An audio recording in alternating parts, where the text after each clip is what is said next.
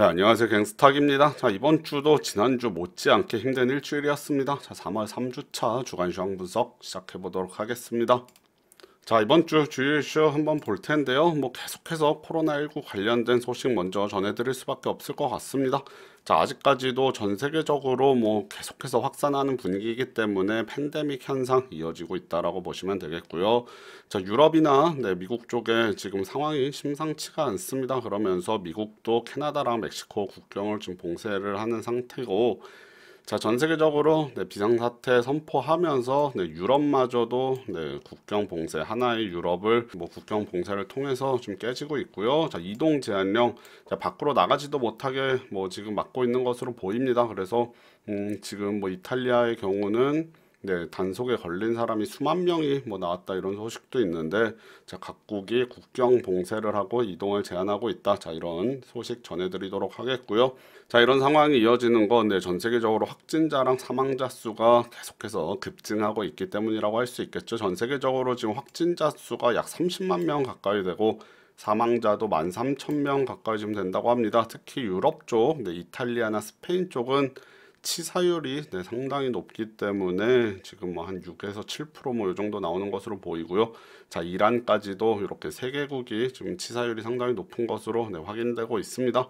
자, 미국 같은 경우도 뭐 2만 명을 지금 넘어섰다고 하고요. 우리나라 같은 경우 이제 확진자 수가 뭐 전 세계적으로 순위를 매기는 것은 좀 그렇지만 한 8번째 정도 확진자 수가 많은 것으로 지금 나타나고 있습니다.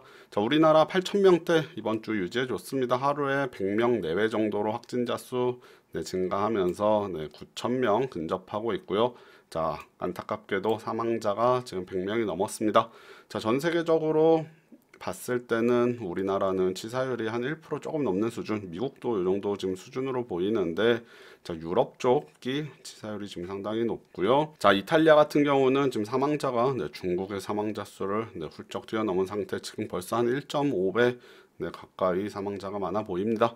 전 세계적으로 지금 확산 속도가 빠르기 때문에 아직까지는 진정될 기미가 보이지 않고 있고요.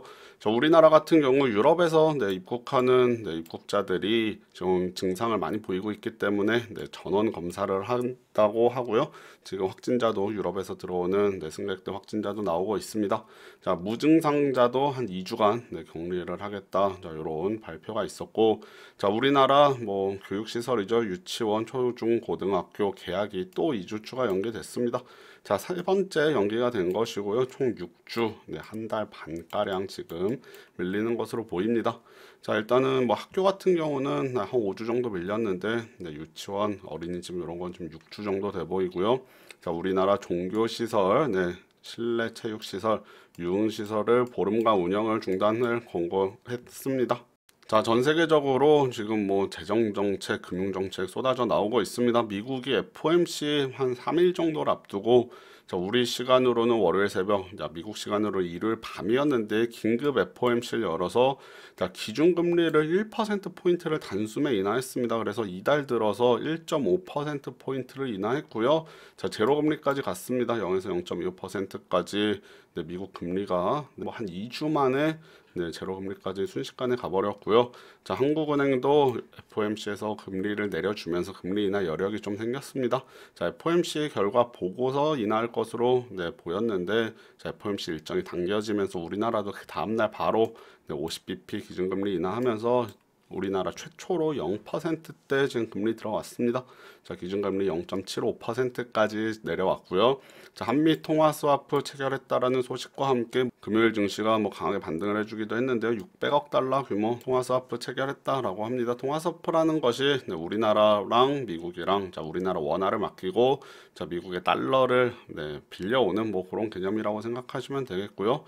자, 추경 빨리 요거 이제 집행이 돼야겠죠. 추가 경정 예산안 여야 합의 이루어졌고요. 국제 유가가 지금 이번 주에도 28% 급락, 지금 WTI 기준 22까지 왔는데 올 초에 한 65 정도였으니까, 자, 올해만 들어서 한 3달이 채 안 되는 동안 3분의 1 토막 정도 났습니다. 엄청나게 유가 급락하고 있고요. 자, 환율 1250원대 근접해 있습니다. 1270원인가 80원까지 올라갔다 금요일날 좀 많이 내려왔죠. 그래도 환율 많이 오른 상태입니다. 자, 이번 주 주식시장 움직임 한번 보겠습니다. 뭐 최근에 뭐 검은 월요일, 검은 목요일 뭐 계속해서 나오는데 이번 주도 네, 마찬가지로 코스피 코스닥 양시장 11% 내외로 급락했고요. 자, 코스피 지난주에 이어서 네, 200포인트 넘게 하락했습니다. 코스닥은 지난주에 비해서는 좀 낙폭이 줄었습니다만 100포인트 이상 양시장 모두 10% 넘게 하락했고요. 자, 우리나라뿐만 아니고 글로벌 증시 급락하고 있고 뭐 미국 선물 지수에 따라서 우리나라 뭐 장중에 방향성 급격하게 변동되는 그런 움직임 보여주고 있으니까 미국 증시뿐만 아니라 우리 네, 낮 시간에 열리는 미국 선물 지수 계속해서 또 살펴봐야겠고 뭐 세계 증시가 한 달간 네, 전체 시총이 3경 2천조 원이 증발했다라고 합니다. 자, 이게 뭐 얼마인지 가늠하기도 쉽지 않은데 우리나라 GDP의 한 17배 정도라고 하니까 뭐 글로벌 증시 급락하면서 세계 증시 시총이 엄청 날아가고 있다라고 생각하시면 되겠고요. 자, 검은 월요일 우리나라 최근 들어서 가장 크게 급락했습니다. 자, 코스피 8%, 코스닥 11% 급락 마감 종가 기준이고요. 지난주에도 이렇게 뭐 급락했던 적은 있었지만 네, 장중에 미국 선물 지수 상승과 함께 좀 끌어올렸었는데 이번에는 네, 급락해서 마감했습니다. 지난주와 마찬가지로 양시장 사이드카 서킷 브레이커 발동됐고요. 자, 이번 주도 뭐 지난주처럼 네, 증시 급락했는데 외국인 매도세가 아직 그치지 않았습니다. 외국인 매도세 좀 그치는지 봐야겠는데 일단 주식시장 차트 한번 보고 외국인 수급도 한번 보도록 하겠습니다. 자, 현재 보시는 화면, 네, 코스피 주봉 차트인데요. 뭐 주봉 차트 보면 지난주, 이번 주 장대 음봉 나왔습니다. 그 전에 뭐 3%, 8% 내릴 때 와 급락한다 했는데 뭐 반등 좀 해주는가 하다가 네, 13%, 11%짜리 두 방 급락 맞았고요. 자, 이거 월봉으로 한번 보겠습니다. 월봉으로 쭉 확대해서 한번 보면 뭐 증시가 어디까지 지금 뭐 내려올지 한번 보도록 하겠습니다. 지금 뭐 이번에 저점, 이번 주에 저점 찍었던 자리, 그 다음에 요 정도의 선 한번 그어 보겠습니다. 자, 이번 주에 일단은 내려왔던 자리가 요 자리, 네, 요 자리라고 보면 되겠는데, 자, 뚜렷하게 뭐 지지선이 있다 이런 식으로 받아들이기 쉽지 않을 것 같고요. 저기 한 1100선 정도, 네, 전 고점, 전 저점 있는 1100선 정도까지 뭐 최악의 경우 네, 반토막 정도 난다면 여기까지 내려올 것으로 보이고요. 제가 네, 주중에 뭐 급락 사례 분석한 방송 올려드렸는데 한 반토막 정도 보고 있습니다. 일단은 지난 금요일날 미국 증시 다시 한번 밀렸기 때문에 국내 증시 월요일날 또 하락할 가능성 상당히 있는데 일단 하락 출발하더라도 미국 선물이 뭐 다시 오른다면 국내 증시 장중에 반등 가능해 보이고요. 뭐 코스닥 지수도 잠깐 보면은 자, 주봉으로 보겠습니다. 주봉으로 보면 뭐 코스닥 지수 네, 2016년도 17년도 네, 17년도 급등했던 거 지금 뭐 이미 다 깨고 내려와서 뭐 어디까지 내려갈지는 뭐 지금 가늠할 수가 없습니다. 지금 밑에 뭐 차트상으로 지지라인 이런 게 중요한 것이 아니고 코로나19 확산세 줄어들고 뭐 전 세계적으로 지금 완전 위축돼 있는 것들이 조금 풀려나야지 일단 증시 반등 가능해 보이고요. 당분간 어려움 좀 더 지속될 수 있겠다라는 개인적인 관점 가지고 있습니다. 자, 투자자별 매매 동향 한번 보도록 하겠습니다. 자, 코스피, 네, 코스피로 봤을 때 지금 외국인 매도세가 엄청나게 거센데요. 자, 지금 보시면은 네, 3월 20일부터 2월 24일까지 네, 요 부분을 보시면 되는데 일단은 뭐 최근 네, 한 달 동안에 요 하루 네, 3월 4일 하루 한 1,500억 정도 들어왔던 것 제외하고는 뭐 매도세 계속해서 이어지고 있고요.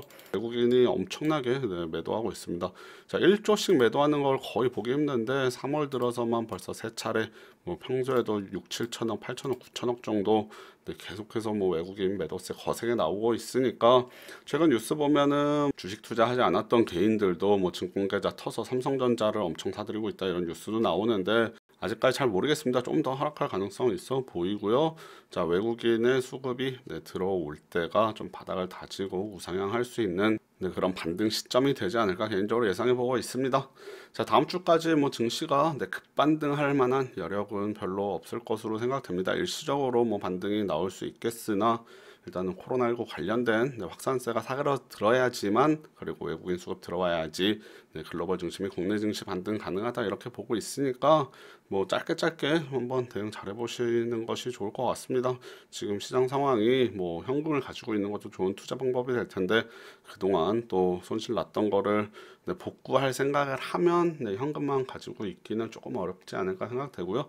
자, 지금 이 상황에서도 움직이는 종목들이 있으니까 또 반등할 때 가장 먼저 튀어 오를 수 있는 종목들로 좀 잡아보시면은 자 위기는 또 다른 기회가 될 수 있으니까 네, 이 점도 네, 명심해 두시길 바라겠습니다.